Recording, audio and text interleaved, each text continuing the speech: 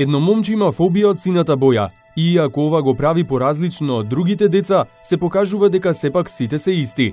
Вака во една реченица би се опишала темата, идејата и приказната во новиот краток филм на Ана Андонова "Кошмар во сино". Се зборува за едно момче кој што има фобија од сината боја, но всушност се работи за две фобии.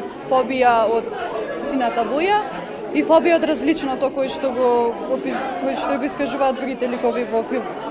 Филмот носи многу пораки, но може да се каже дека не треба да имаме фобија од различното, затоа што сите сме исти. Навистина не очекував толку публика и навистина сум радосна што има луѓе кои што ги покани, кои што разбрале за филмот и кои што сигурно и понатаму ќе има други луѓе кои што ќе го гледаат бидејќи ќе биде прикачен на интернет. На промоцијата беа и актерите што учествуваат во филмот. Тие се млади и некои од нив првпат се дел од ваков проект, а некои се долгогодишни глумци во Тетовскиот аматерски театар.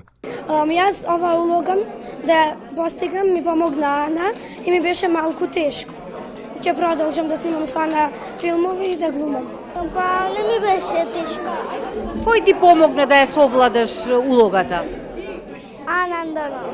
Ова е втор филм на Андонова. Првиот беше промовиран лани и носи наслов Грашок.